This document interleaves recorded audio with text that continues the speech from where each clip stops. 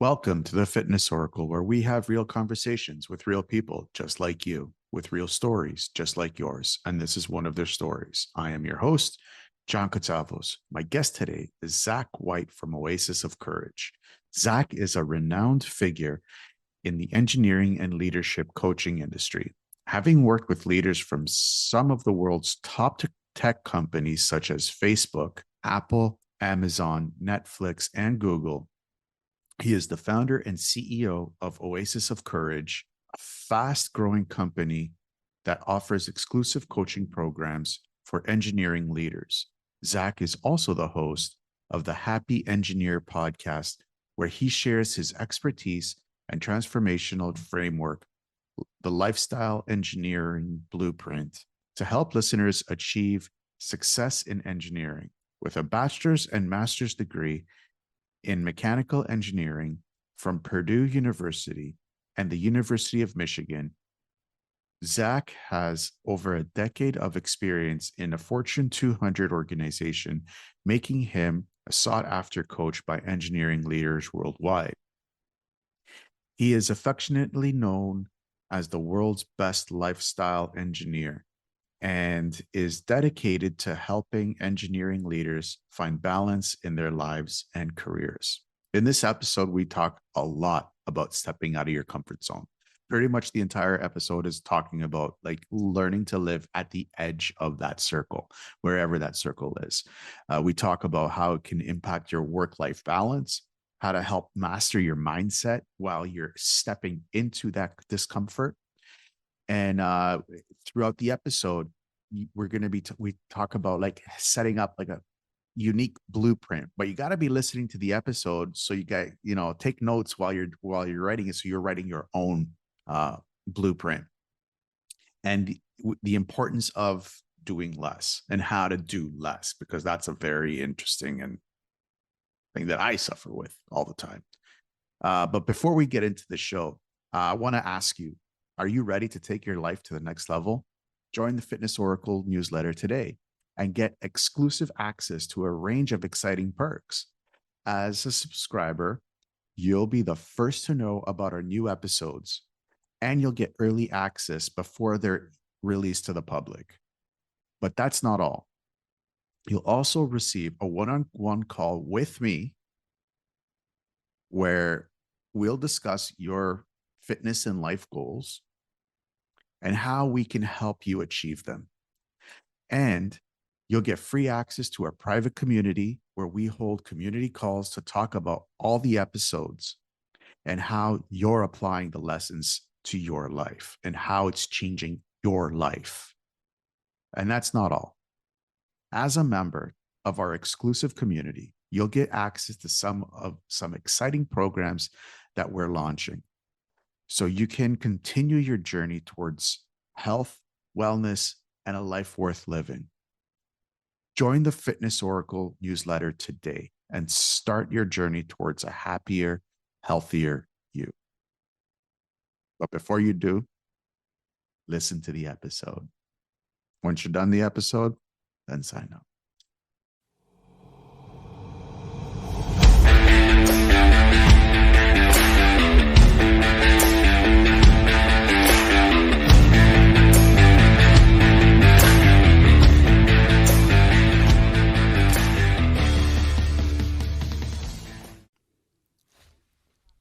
Zach, welcome to the show.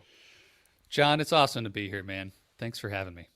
How's Michigan? I'm actually going to be shooting myself up there in a couple of weeks. I have a few friends that I have to go and see. You know, Michiganders, as we affectionately call ourselves, are absolutely thrilled that I think the snow is gone for the rest of this year. So spring is here, John, and we're happy. That's all I can say about that. That's awesome. Canadians are in the same boat as you. Yeah, totally. I think we're like close cousins, Canada and Michigan, especially the UP, but I live down here in the southwest part of the state. But just can't wait to go hit the lake, hit the beaches here. It's going to be an awesome summer, that's for sure. Yeah, yeah. There was another podcast that I was looking to start up with the we're going off on a weird tangent already. Like, this is crazy.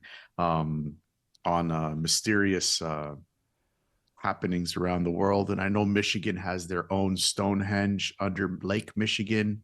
And it's I find these things fascinating.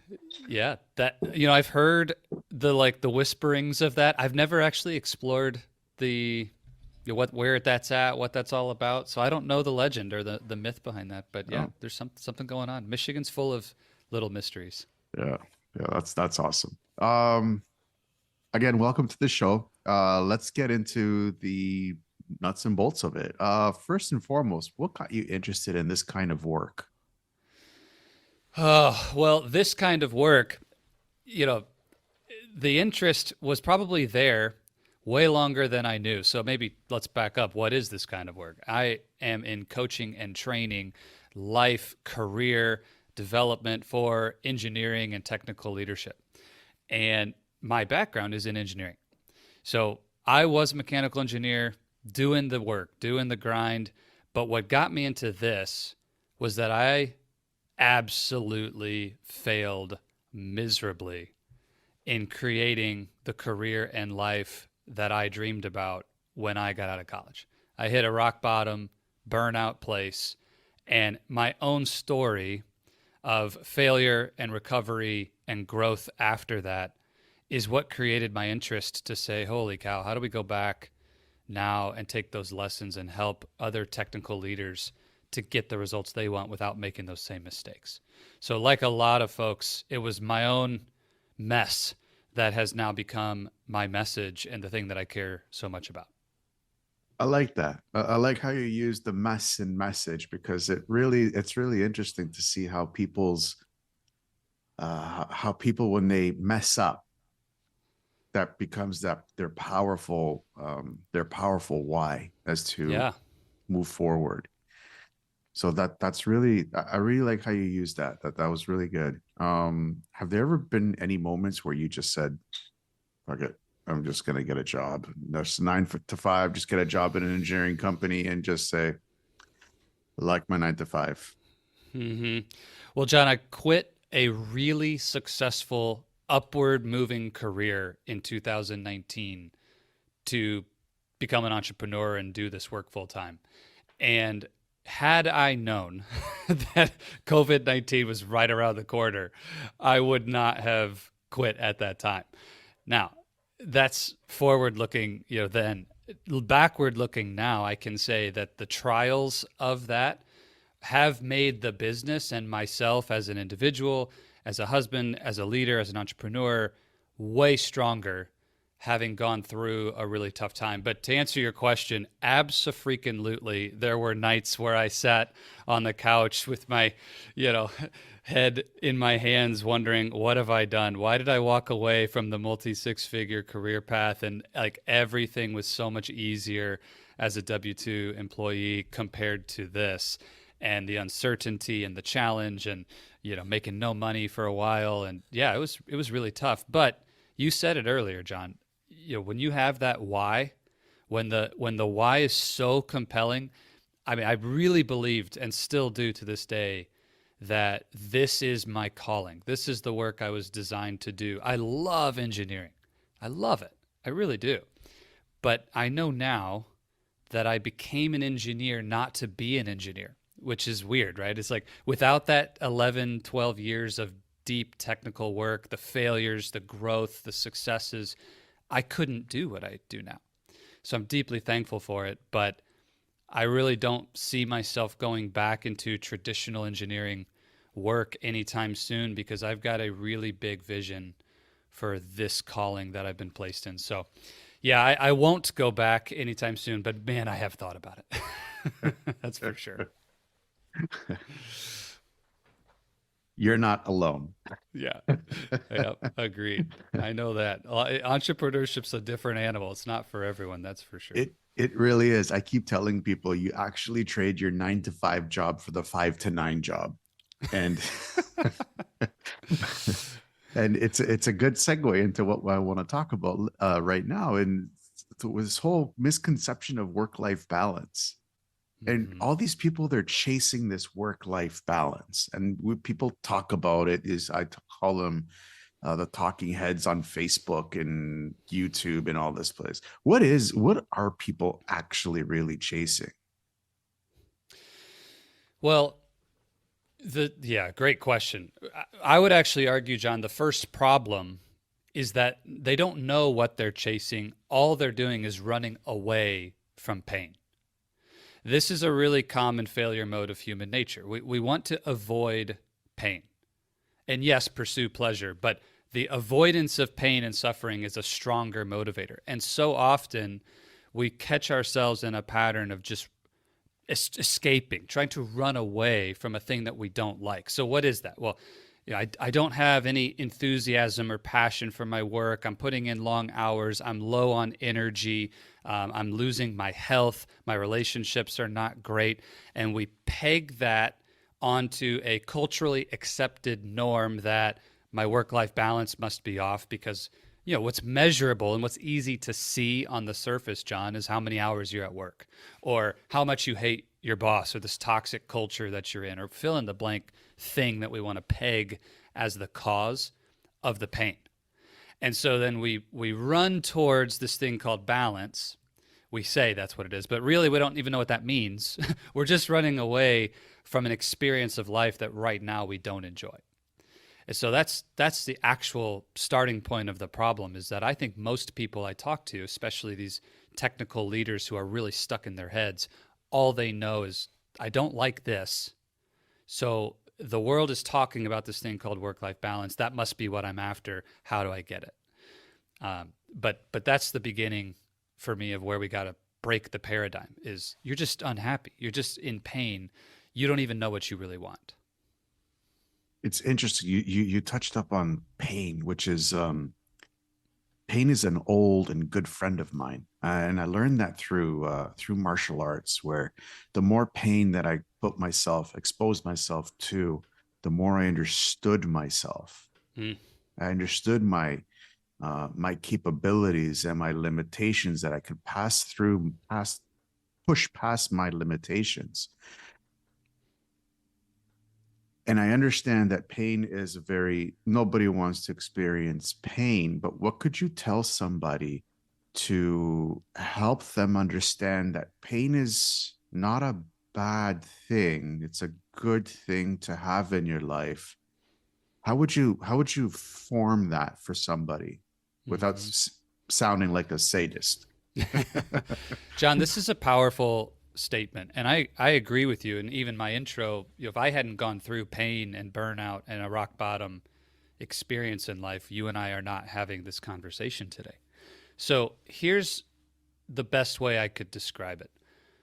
Pain and all of its cousins, fear, suffering, challenge you might consider a challenge you don't want, an unpleasant surprise.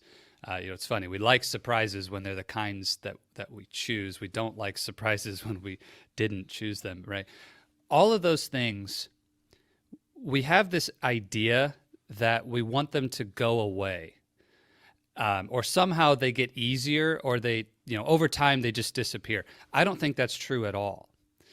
What I actually see in the experience of life is that you get stronger. You become more resilient. You build courage to face fear at a higher level. You pick up the skills or the capabilities to overcome certain challenges. The pain and the suffering doesn't go away. You become better. You're able to deal with that, and it doesn't bother you anymore, and you move on to the next challenge.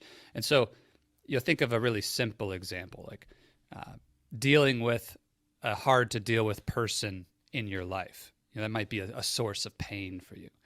Well, as you mature and you discover, I don't need to take all that personally. I don't have to give them my time and energy. I can, love them without accepting all that garbage from them. You pick up these new social skills, this emotional intelligence, and now that person doesn't really bother you anymore. Well, guess what? They're still the same source of pain, but you have matured to a point where that doesn't bother you. And so what I love about your example, and martial arts is so powerful, you see it in like cold exposure, people who are into Wim Hof methods, or like, why would we do these things? Well, it strengthens you. It brings a sense of resilience into your body, your mind, your spirit, so that you can now face the bigger challenge, the higher degree of pain, the more scary, fearful thing, which at the end of the day is really what we want, because the dream that we hold, the vision of success that we hold, is on the other side of our comfort zone and fear. Like, if you don't build that resilience and that courage, you won't get there. And so to honor pain, or to be willing to sit with it until you strengthen that place within yourself, to me, that is the path. There is no way around it. It's only through it. And so the sooner you're willing to just surrender to that, and yeah, it hurts, whether that's an emotional sadness, or a sense of failure that you're dealing with and processing, or a literal physical pain in the sense of a martial art, or just working out in general. It doesn't have to be martial arts. Just go to the gym. It hurts, but you get stronger. And yeah, pain is part of the path. You don't get to escape that. And if you try to run away from it, all you're doing is keeping yourself weak. And then you don't have what it takes to face what life's going to throw at you. I love that. And it's going to transition into what I want to talk in next. But before we do, I want to talk about something that you brought up with other people in your life that are bringing you pain. It just, a thought came into my head, and because I experienced this last week, and I removed this person from my life. So do you think that it's other people that are bringing you pain could be a reflection of yourself at that time and space? And what can somebody do if they can't remove them from their life? Let's say it's a parent, or a spouse, or a child, or a grandkid. Mm-hmm. How would you help somebody with that? The statement that I think we need to agree on first, that I do agree with you, and I think it's important for everyone, what's coming back at me in life as a mirror, as a reflection of things that are within me, that's an important reality to understand. I think this concept of like attracts like, this idea that everything that's being presented to me is an opportunity for me to discover more about who I am. And so if someone that I know is bringing a source of pain and suffering into my life because of their behavior and their actions, rather than only looking at them as the cause and blaming or complaining about them, to turn inward and say, hey, how have I allowed this, or even needed this in my life for some area of growth and development for myself? How is this for me, not something happening to me? And so, yes, I definitely think when someone that you love or just met, doesn't matter the nature of the relationship, is bringing something into your life that you don't want, it's creating resistance or negative energy, get curious, not furious. That's the little mnemonic that helps me. It's like, I want to get mad at them for bothering me or for bringing that into my space. Like, I don't have energy for that.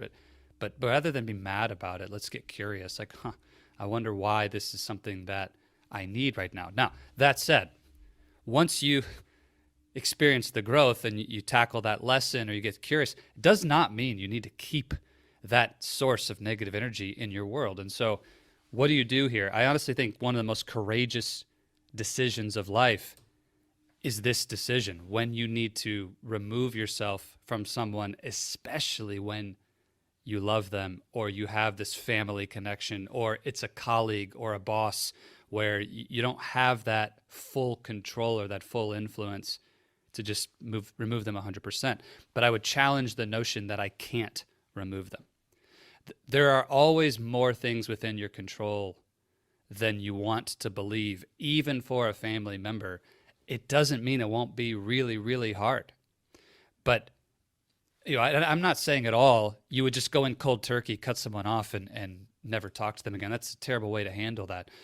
There are ways to go have the courageous conversation, to speak the truth to them in love, give them an opportunity to make their choice on how they want to change their behavior or not, to become a new person or not, and let them know what choice you will make for yourself because of what you need and why you need it.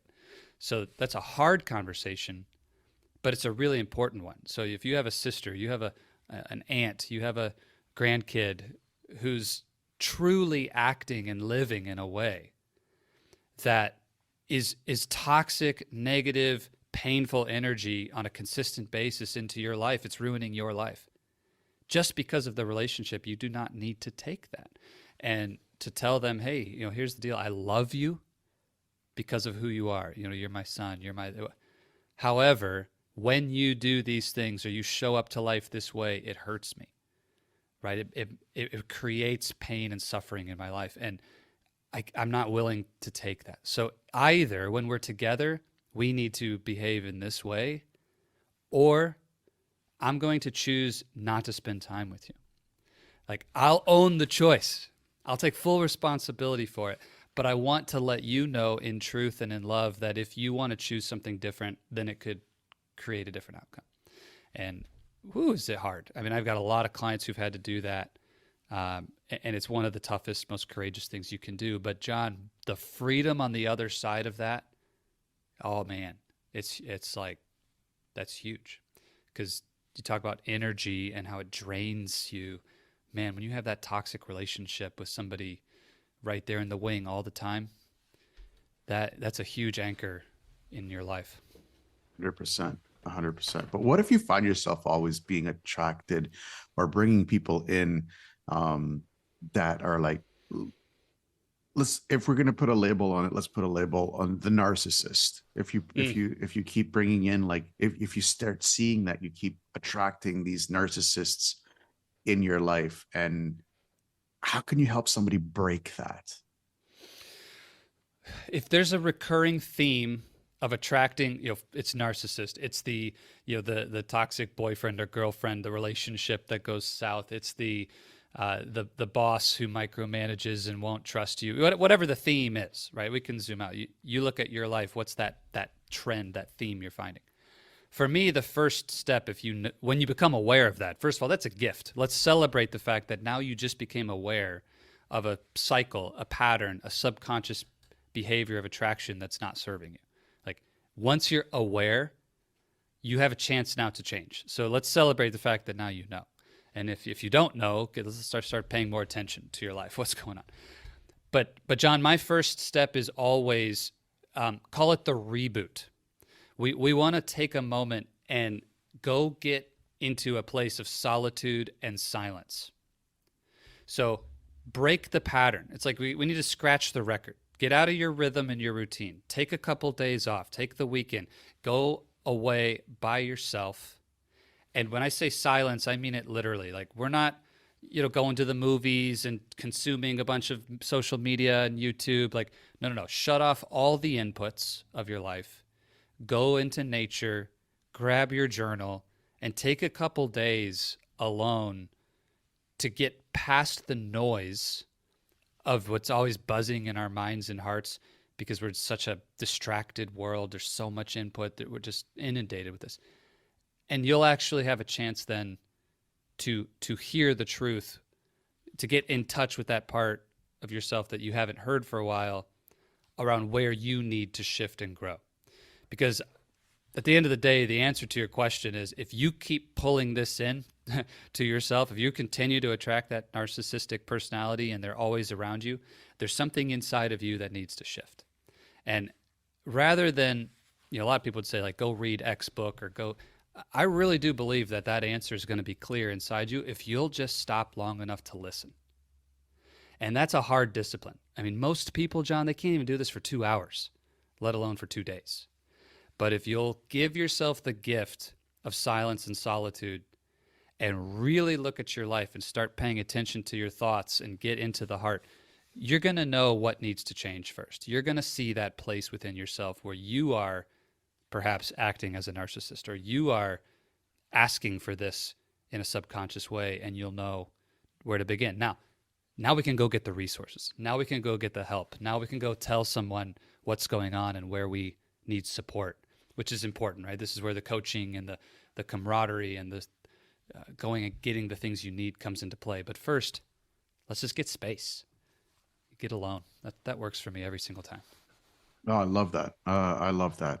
Silence In Greece we have a saying, the omugos nikiseto farfaliari. The mute beat the barking dog. I love that. Oh, that's beautiful. It really kind of really nicely transitions into the next segment where I want to talk about living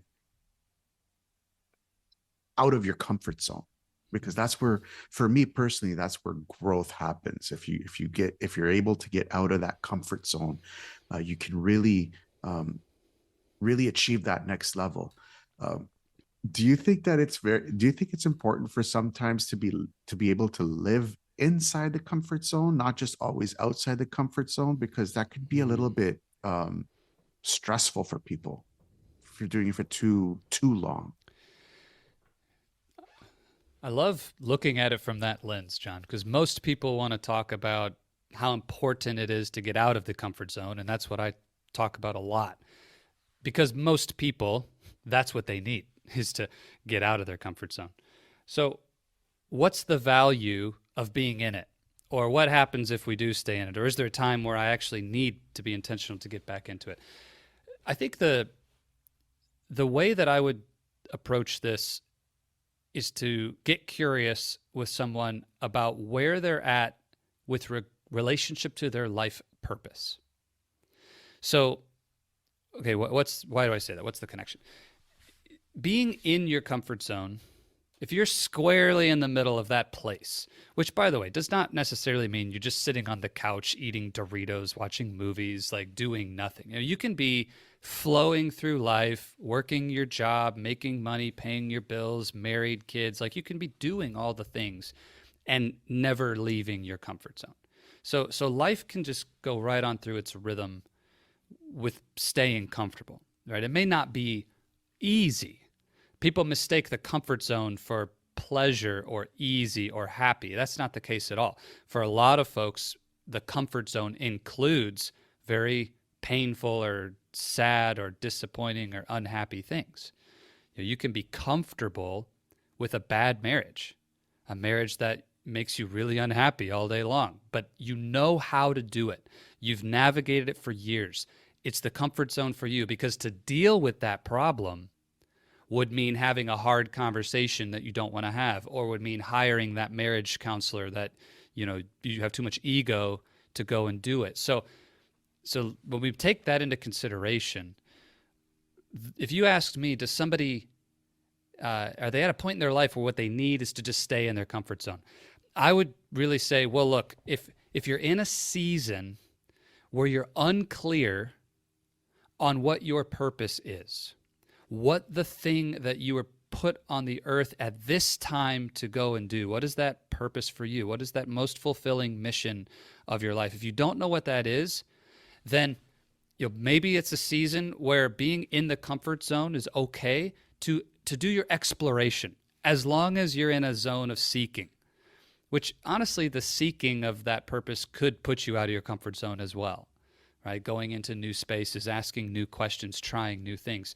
But in general, what I have come to believe from coaching hundreds of leaders and doing this work and development in my own life, John, is we want, as humans in our nature, to live out at the edge. The things that always light us up the most, the things that create enthusiasm and passion and energy and these thrilling, happy moments, these deeply fulfilling points in our life where we just say like, yes, like we're squeezing the juice out of life. That doesn't happen in the middle of your comfort zone. It happens out at the edge. You don't have to always be pushing as far as you can. To your point, John, like the further out you go, the more taxing on energy that can be. And we don't have to live out at the extremes. But I do believe we want to live at the edge. Just that dance between comfort and discomfort. We're always right out there versus just a deeply normal, routine, comfortable existence. And so that's where I think we are most at home. But being at the edge is like, where is that edge for me? And which edge should I choose? Like, where do I want to focus that energy? That to me is a question of purpose. Like, what are you here to do? Let's thrust in that direction. And so if you don't know what that is, then I think it's okay to maybe regroup and just get into a place of ease for a while to look around and explore. But I would not stay there long. And the reason being, I've never seen somebody live in the middle of their comfort zone for years or decades and then come back and say, oh, it's been the most amazing life I could have imagined. No, they tend to say, I feel like I've like done nothing. Like, how did I get here? How did the time pass so quickly? Is this it? Those are the kinds of questions I hear those people asking. And I don't think that's the life they really want. Interesting. You brought up a lot of good talking points about the comfort zone. Like it's like mind blowing. Do you think that the modern man has lost that from our ancient ancestors? Because if you look at our ancient ancestors, men went out with a specific purpose to A, explore, B, die, and C, bring home stuff from their explorations if they didn't die. Now that the entire world pretty much has been explored, there's nothing for us to explore anymore. Do you think that we're missing that adventure in our lives? And how could a man find that adventure back into his life to light that fire again? Well, the map may be filled in, John, but I strongly disagree with the idea that there's nothing left to explore and discover. And I think that's maybe the first shift. And I know you know this. It is just a great tip. Like, oh, don't fall into the trap of believing that the adventure is over. That said, I agree with you that the pioneering aspect of masculinity, the part of us that leaves the cave, goes out into a dangerous world to explore, to discover, to conquer, to kill something to bring home and eat for your family that evening. And if you don't kill something, you don't eat. That kind of raw masculinity or a masculine energy, not to say only men have this, right? We all have the duality of energy, and many females are living in that masculine energy with their careers and doing extraordinary things. Like, that's great. But I really agree with you in this sense that we have lost touch with that because life is relatively easy in comparison to that day and age. And in a way, the cultural imperative of creating gender equality has made it difficult for some men to live fully into that without feeling like they're going against something that is considered acceptable. And so, yeah, that's a problem, in my opinion, because the absolute, imperative of our biology is to go do that. And I wouldn't consider myself the subject matter expert on this space, but the more I study and the more I coach and the more I discover it, the more I agree with what you're saying, that we need to have that place. If it's your career, great. If it's a passionate hobby that you're pursuing knowledge in, great. If it's relationships where that's where you're finding your edge, great. But you need to find that place. And if we're not out there pioneering and exploring in some capacity, I think you're leaving some real power of who you are on the table. That's been my experience. Yeah, no, I do agree with you as well. Yeah, the map has been filled out, but when was it? 5 years ago, 2018, I took it upon myself. I had a cushy job, everything was fine, and I'm like, you know what? I've always wanted to go to Thailand.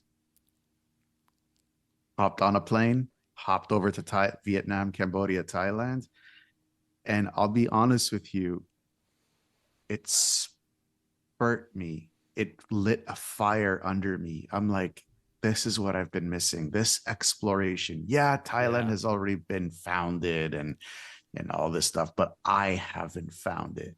And there was a big difference between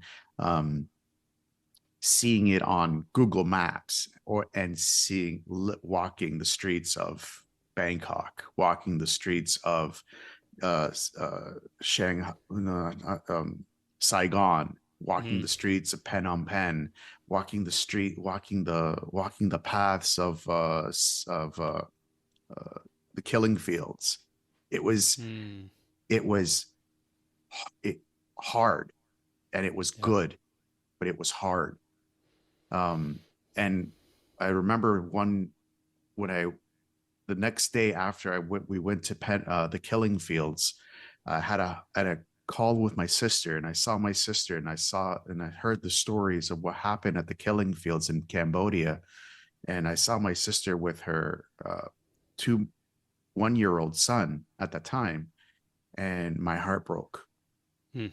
My heart just freaking broke. I was sitting I'll never forget this. I was sitting in the hotel lobby on the Zoom, on the what's up call, and I'm just bawling, just seeing happy, healthy sister with happy, healthy baby, and just remembering the stories that I heard. And it was a hard conversation. It was a very hard conversation to see it, and to live it. How do you help men have not that kind of a hard conversation, but other kinds of hard conversations with loved ones, for example? Oh, you know, what's what's beautiful about that question is that a conversation is the arena of so much of life's breakthroughs.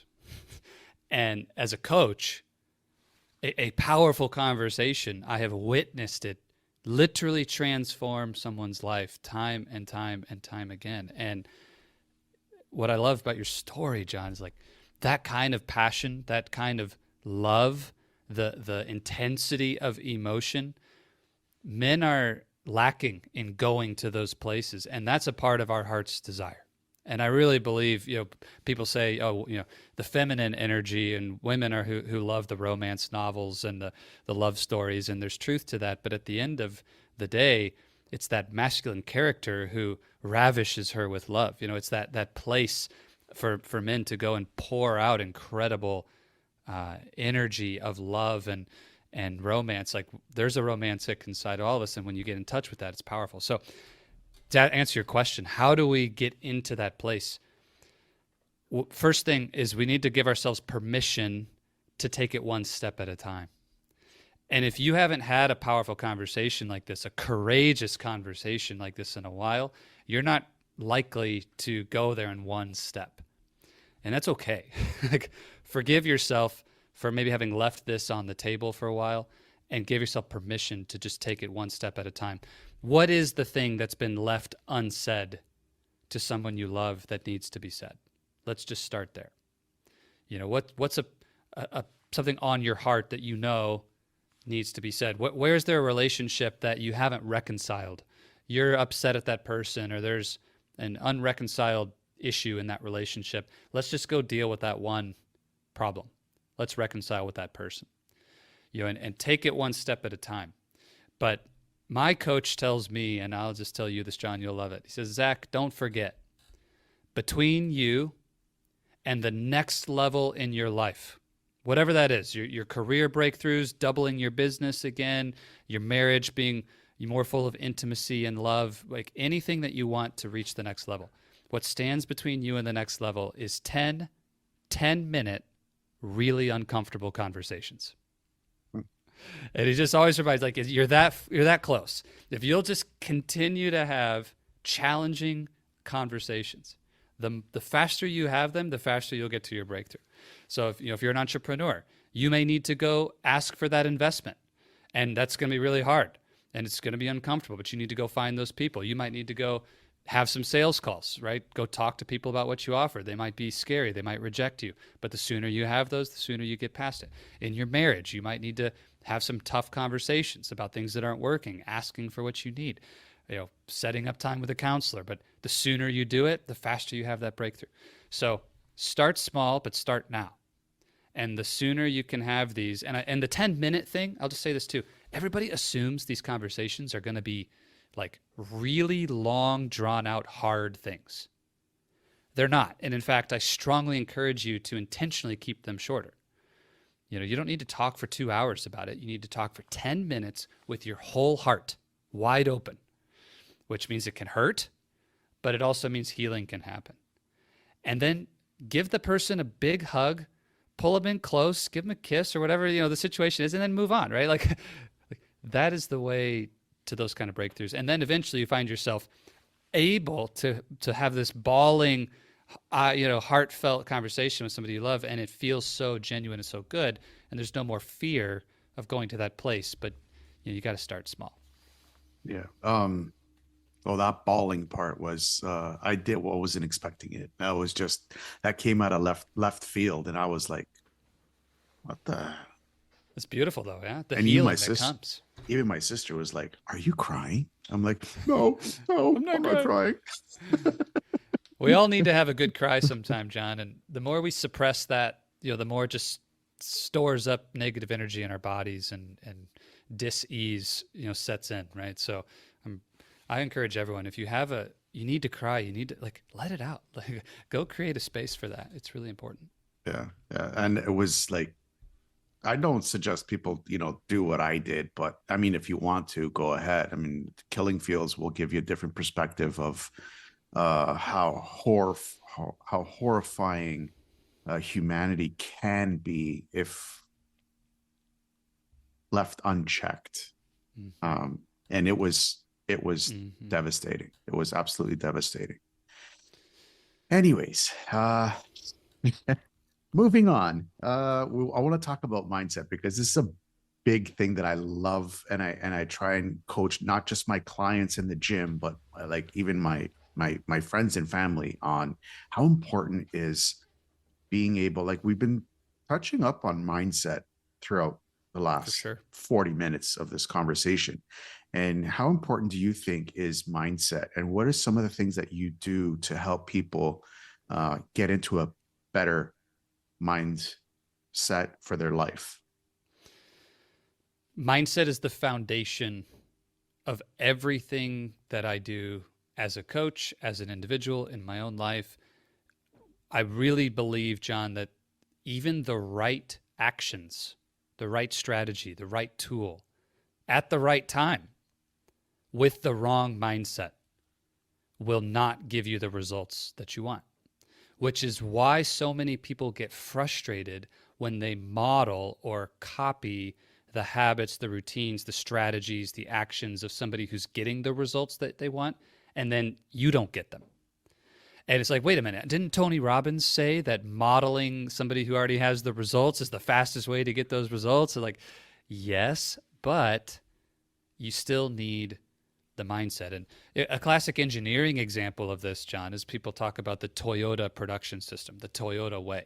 Back in the 80s, this huge wave of Toyota manufacturing, and the Camry was like the ultimate car, right? And all these American automakers started going over and looking at what they were doing, and tools like Lean and 5S and Kaizen and Kanban and all these cool Japanese words for the systems and the tools and the ways they were doing things. And they copied all those systems. They brought them to the US and started installing these same tools into US manufacturing, and they weren't getting any real results. And finally they go back and you can read the Toyota way, and it's like, yeah, because it wasn't ever about 5S. It was never about Kanban. It was about the mindset of quality that was instilled into every single employee from the first moment they stepped into the factory floor. And so where is that same example in your own life? There's a thing you want. You want to get fit. You want to have a six-pack abs. You want to look amazing when you go to the beach and have the girls swoon over you. Okay, awesome. Well, guess what? If you hate your body, if you consistently tell yourself that you'll never get in shape because you're fat, you're lazy, you don't have what it takes, you have to work 2 jobs for the rest of your life, because if you don't work 2 jobs, you're never going to have enough money, so there's no time to work out. Like, whatever that story is, that mindset is that you've been holding on to, that causes you to sabotage every time you do go to the gym.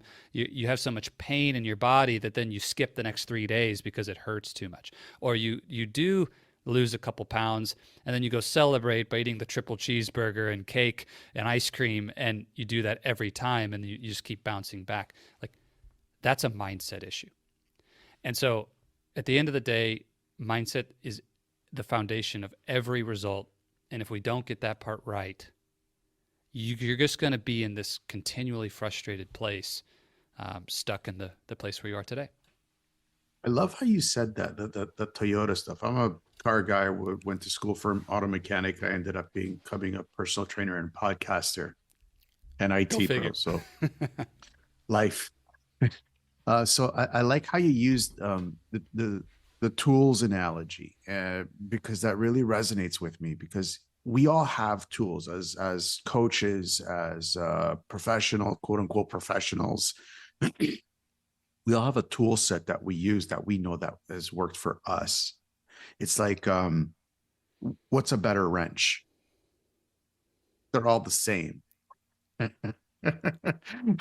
It's the mechanic that has the wrench that can do the Yeah. wonders with that Yeah. wrench. And I really like how you said that. How do you help the person holding the wrench to work the wonders? Mm-hmm. Mindset transformation, or shifting your mindset.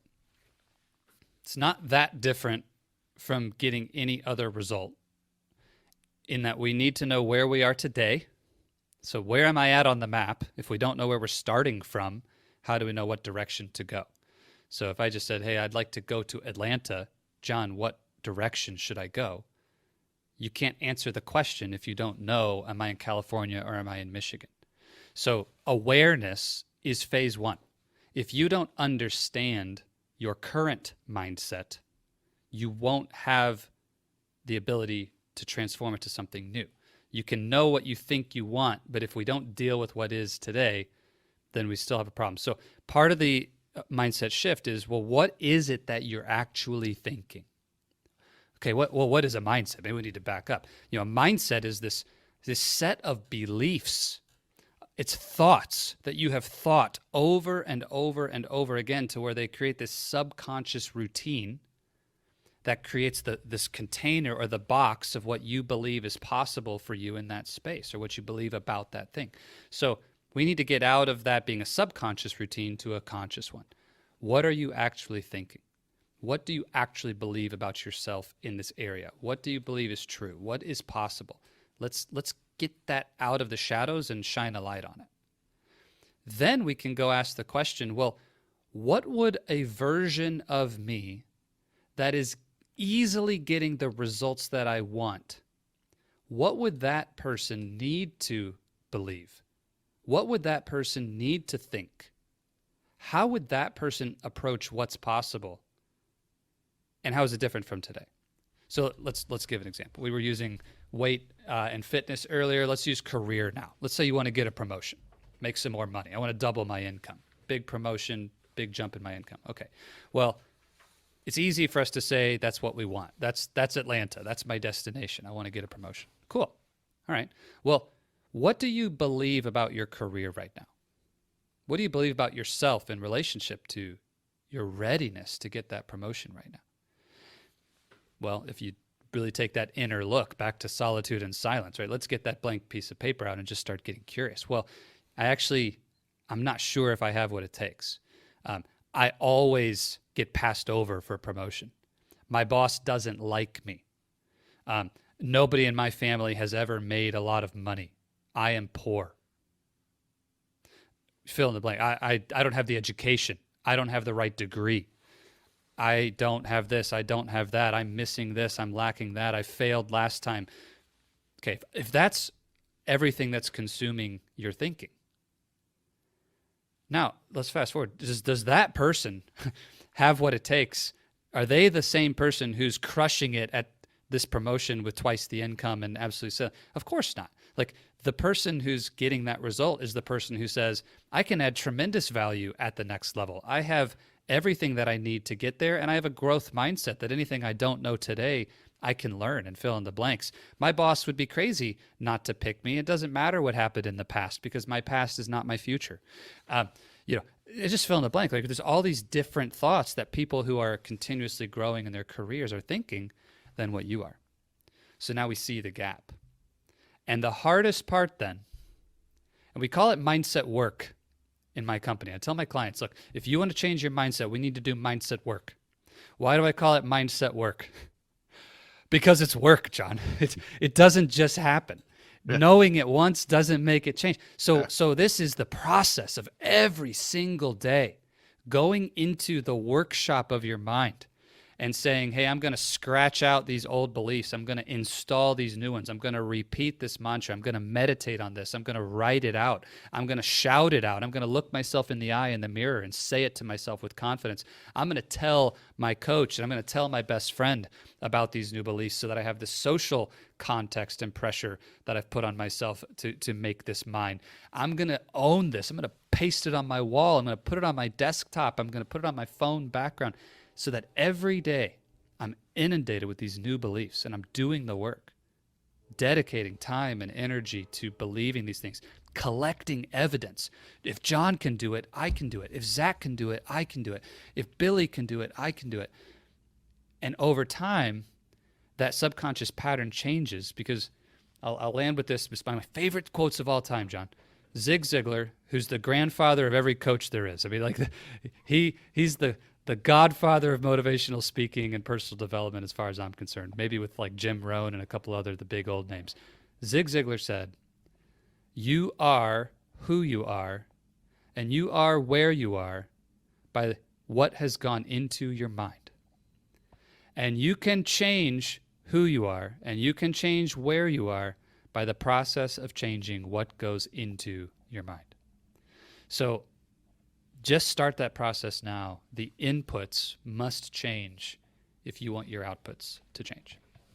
That's awesome. That's awesome. And I love how you have this this unique blueprint to help people get through it. And we've been talking through the blueprint pretty much this whole 50 minutes. But there's another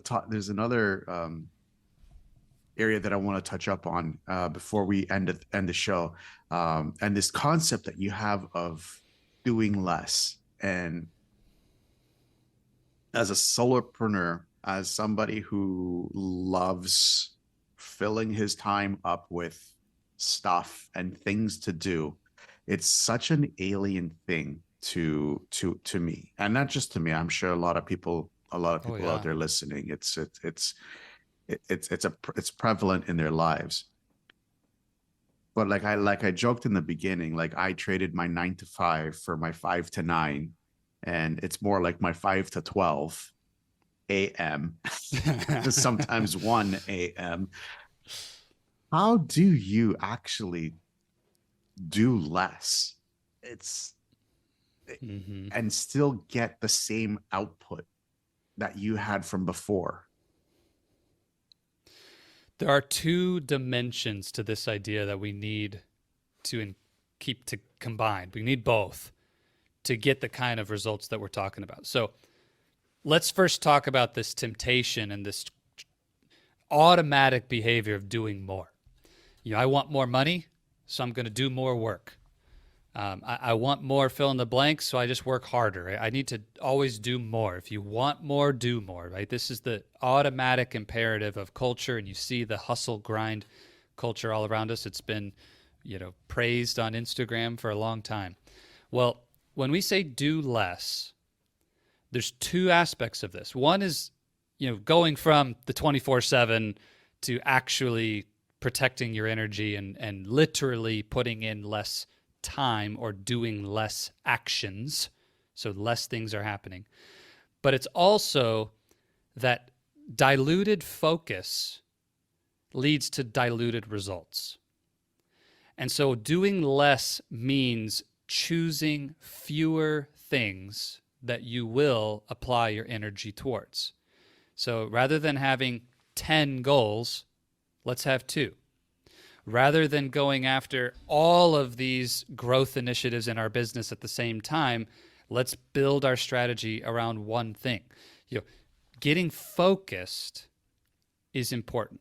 So 2 dimensions. One is literally doing less activities, and the second is focusing all your activities around less initiatives, less total goals. So we don't want to dilute our focus. And here's why it works. you don't actually get results in the application of time. What gets you the results is the application of energy. Energy is what creates the result, not time. Now, anybody who's in engineering knows that for us to create power, that's energy over time. And so it takes time for you to apply energy, right? The task that you need to get done will take time. But how much time totally depends on how much energy you put in. So, John, I need to send you an email, let you know what's going on with our podcast recording today.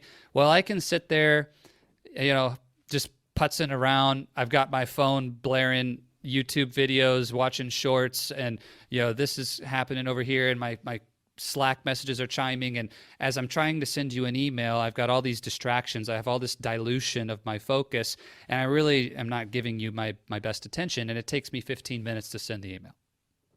Or I could shut off all those distractions, aim my energy in a concentrated way at sending you the email, and it's done in 60 seconds. I got the same result with the same amount of value to this relationship and our preparation and my goals for the day, and I got it done in a fraction of the time because I did less and I focused. So you apply that little micro example now to the bigger picture of your life. It's like, how do I shut off all the distractions so I'm not diluted in my focus? And then how do I amplify the amount of energy that I bring to the one task in front of me so that it's done at the highest possible value in the least amount of time, and I can move on to the next thing. And when you do this consistently and you take principles like the 80-20 rule, Pareto's principle that, at the end of the day, John, only 20% of your activities are creating 80% of the results anyway. So if I'm really intentional to get those 20% of my activities done first, I'm 80% of the way done with my day in just a couple hours. The rest of the day is all gravy. And in fact, if I outsource or hire or train those other activities off my plate, then I can just do the big activities and I can scale quickly. So this is what doing less is all about. It's not about just taking your current 15-hour workday and saying, I'm going to do half of it, screw the rest, it's just not going to get done. Oh, well. You're going to be disappointed if that's your approach, because all that's going to happen is you'll take twice as long to get to the same goal. You have to shift. We need to change. It's not just about cut stuff out. It's about being way more intelligent around focus and then choosing those right activities and putting all your energy into it. And if you'll do that, I've seen it every single time. That's where you get these compounding big results. It's just like the old magnifying glass on the anthill, and if you just watch the anthill all day, you're never going to create any heat there. But with that magnifying glass, you get pretty exciting. Or you'll catch that piece of paper on fire. For anybody who feels, sorry, no, don't mean to torture ants. If anybody's upset about that, I apologize. But that's the point, right? When you can focus that energy, only then do you get to that ignition point. And if you don't, then you never get to the ignition point, and you just have this low level of energy the whole time. So that's what do less is all about.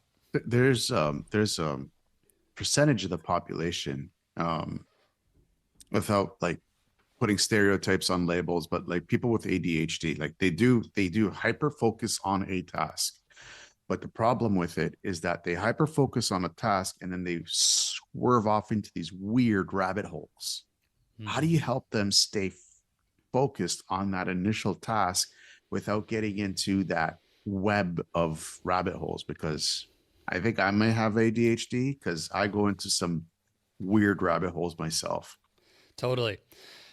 Whether you're diagnosed or not, to your point, there's a big percentage of humans who have some level of ADD, ADHD, as well as being on the spectrum. It's another really common one, especially in engineering, IT, technology. You'll see people who have dimensions of being on the autistic spectrum. And the first thing I'll say is always be aware of your own body, your own capability. Forgive yourself and give yourself grace for where you need to leave room for those challenges. And I'm not here to be a medical professional, but here's what I've seen be effective. Here's what works. When you know yourself, you know your own tendencies, rather than creating a crutch or an excuse around that, let's just get more creative to design environments and systems and solutions that are going to allow your unique way of showing up to life to become a strength for you. So with ADD in particular, ADHD, one of the ways that I've seen that, because you're right, there is this ability to hyper focus. It's just often for short amounts of time. So one thing I've seen is the gamification of work and shortening those sprints can be really powerful for folks who are in that category. So what do I mean? All right, take the project you need to get done today, or the piece of work you need to get done today, and let's create some milestones and little levels along the way. So, hey, here's my first level, the first boss that I need to beat in this game of my business. And I know exactly what that is. And what I'm going to do is take a timer, and I'm going to set like a 7-minute countdown timer, something really short, and just say, all right, in the next 7 minutes, I'm going to bring all my energy to go beat this level. It's like I'm literally playing a video game. I've got 7 minutes to beat this level. I'm going to bring all my focus to it. And when the timer goes off, even if you're still in the zone, give yourself permission to just walk away. Go watch a YouTube video, go do the thing you need to do, call somebody, and then come back and then go for 9 more minutes, and then go for 5 more minutes. And just create these little bursts. And having a timer and some specific targets that you want to hit can help to laser in the focus. But you also now know that you have a clear end point.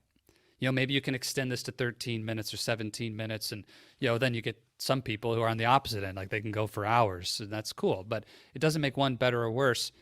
It's just about designing your work environment and the way that you work to align with the way that you are. And we can improve and change little by little over time. But the fact is, you may never be a person who can sit for 2 hours straight and focus on one thing. Cool. The truth is the person who can do that probably doesn't have the speed and the burst that you do in 13 minutes.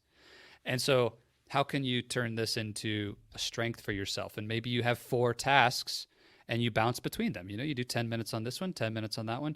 And yeah, there's switching costs and those things. But at the end of the day, I'd rather do that and love my life and love the process than feel constantly frustrated at myself that I can't focus and beating myself up about that. No, let's just design something that works for you. And that takes some experimentation, it takes creativity, but there's always a solution.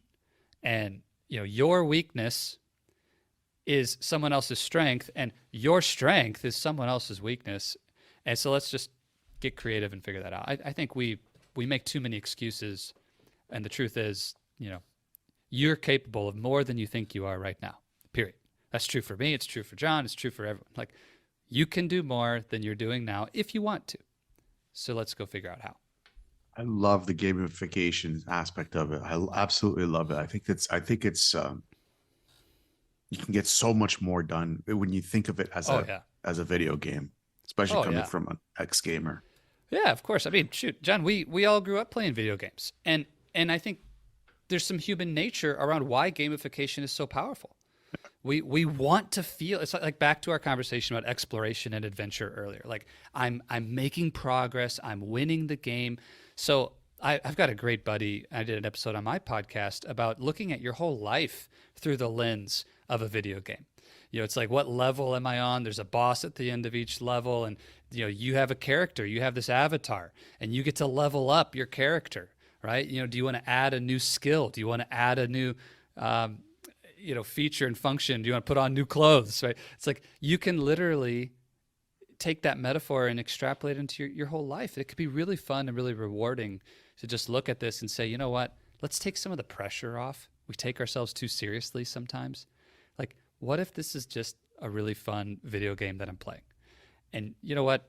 Sometimes we're gonna lose that level, and we got to go back to the beginning of the level and start over again. But that's all good. Like, that's just part of it. You don't beat the level the first time every time when you're playing Zelda. Why would you get that in your own life? Yeah. And I think it's really quite liberating to just take that lens.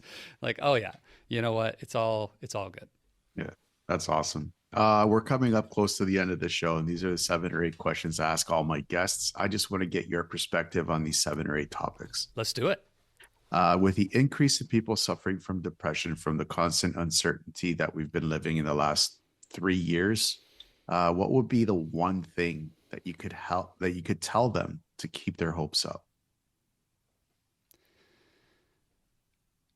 Create a compelling vision for your future.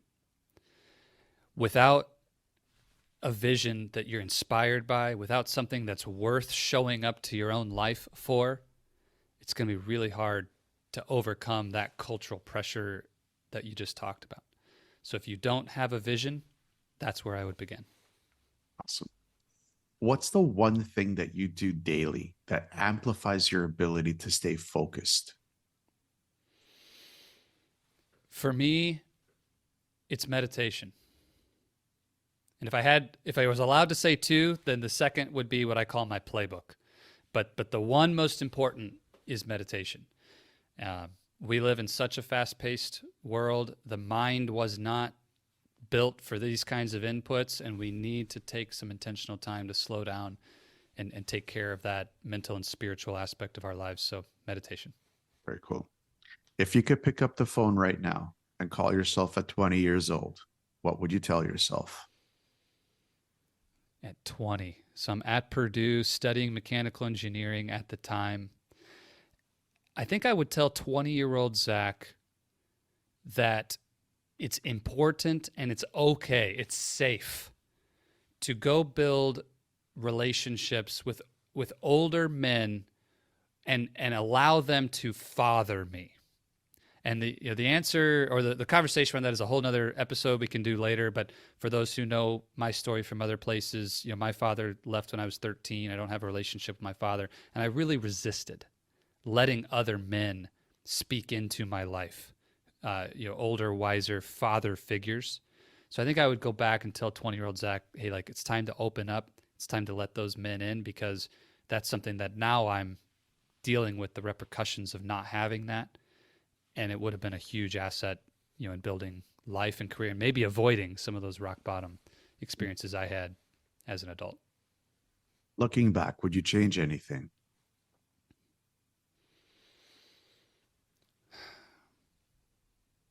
Would I change anything? These are always tough because, of course, no, in the sense that I wouldn't be here without what I went through. And so my default answer to that is no, I wouldn't change anything. But, the truth is, John, if I'm being really honest, of course, there's little things I'd love to have done differently where I regret how it went. But I'm thrilled about where I've gotten to. So, would I change anything? Yeah, I would. I'd love harder. I'd show up with more joy. I'd experience life in a more full way. I'd make different decisions knowing what I know now. But I'm very happy with where I am. So we'll keep it with the no. Let's let it ride, man. Let it ride. Awesome. What scares you? I am most scared of not taking the risks and doing the things that life offers me. You're living with a regret later. So while failure is scary and making huge mistakes or blowing it, saying something stupid on a podcast like this, those things are all scary. The scariest thing is getting to the finish line and looking back at my life and saying, man, I'm full of regret. So that's the most scary thing to me. Very cool. Where do you see Oasis of Courage in the next 5 years? Oasis of Courage, this is my calling and passion in this business. So our vision in the next 5 years is to help 5,000 engineering leaders through our flagship programs and coaching services to come fully alive, to experience that dream career, their dream life. And so we're really excited to scale up and make a big impact. Would love to become a household name in engineering and technology leadership development. How about you personally? Yeah, my wife and I, we look at our next 5 years, and the main things it's built around is advancing the mission of our two companies and then experiencing a broader taste of the palette of life, the buffet of life. So traveling more, your story earlier about just going and experiencing the Far East. And there's so many things that I would like to experience. So it's really not about possessions for us. I mean, yeah, I'd love to have the beach house and do all those cool things, but it's really just I want to go experience life and learn how to soak it all in at another level. So that's the big thing for me. Very cool. Very cool. And traveling is probably the It's the best number one. learner. The I number love it. one. Yep. Where can people find more about you? Yeah, John, if someone is resonating with my story, or maybe you are in engineering and technology and you want to know more about how to advance your career and how we can help you do that, jump over to our website. I've got thehappyengineerpodcast.com. It takes you right to our main page, and you can find everything about me, our podcast, what we do at Oasis of Courage, lives on our main site there. And also, we do a free event every month to get some live coaching and support. It's called Happy Hour. It's really fun. So we'd love to have people join us at that and jump out. There's a registration page there on our website. Or if you're listening on your phone and you want to just register now, you can text the word happy to the short code 33777, and we'll get you set up. If you want to hang out with me and get some more happy engineer in your life, we can do that. So the word happy to 33777, and we'll get you all signed up. Awesome. And we're going to post all the links and all the messages for that you just said in the show notes. So everybody has always access to your content and you and your amazing programs. John, thank you so much, and love what you're doing, man. Keep it up. This is such an amazing conversation, and your heart for your listeners and for the world is obvious. So appreciate you having me on. Awesome. Any final thoughts? Well, and I could do final thoughts for another hour, John. So, I guess of everything we talked about today, I think the sort of landing sentiment on my heart just from this conversation is asking that question of yourself: are you living out at that edge? We talked about the comfort zone today, and it's so easy to wake up in those warm sheets and life. It's just even getting out of bed. It's that first step of getting uncomfortable, right? You go from a place of extreme comfort to that cold floor when your feet hit the floor. It's like, are you showing up to your life and going out to the edge every day? And if you're not, then I just want to challenge you to go there, to get out of your comfort zone today. Do something that you've been waiting, make the call, have the conversation, reach out to me, let's talk. But are you at the edge? And if not, I want to challenge you to get out there, because you're going to find life and the energy and enthusiasm and passion that John's talking about, that I'm talking about. That's where you'll find it. So if you're not there, my final word for you is get there, because you'll never regret it. Yeah, 100%. Thank you for that. And Zach, I just want to give you a big shout out, because you're doing a lot of good work. And this conversation that we had today, I mean, it's not what I had planned, but it just flowed in such a organic way that I just had to go and to go into it, and for it to be like this. And have you on as my 300th episode that we are releasing this episode. Yeah, you're a great man doing great work, and I'm really, really honored to have you on this show, especially as a 300 episode. I mean, it's a huge landmark for us, and to have such a great guest like you on to come on is next level. Well, I could tell you, I'm coming up on episode 100 of the Happy Engineer podcast, and it is no joke to keep this going and to keep pouring in. So huge kudos to you, John, for putting so much value into the world. And I'm really honored to be episode 300. That's amazing. Yeah.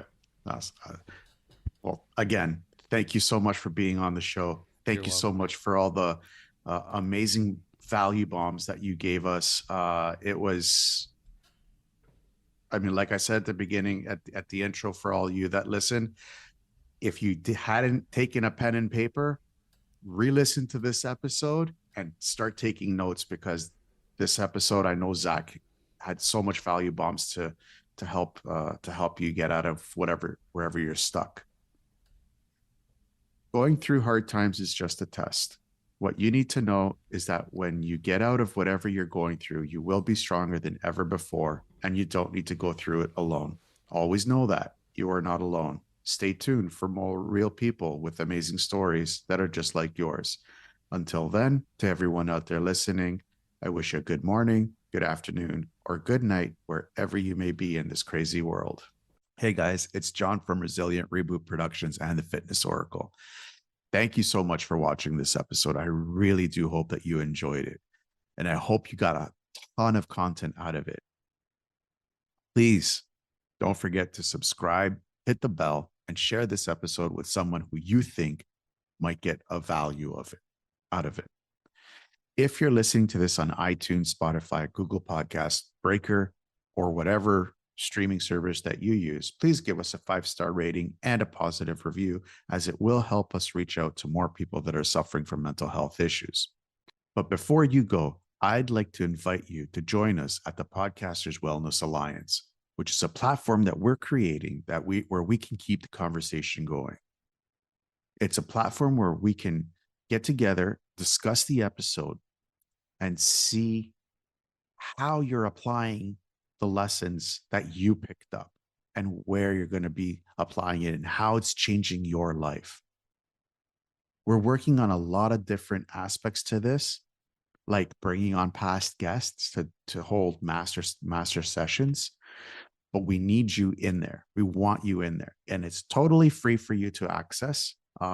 There's all you have to do is just click on the link in the show notes and sign up for your free account. I'll see you guys in the next episode, and I'll see you guys, more importantly, in the Podcasters Alliance. Until then, you guys stay awesome.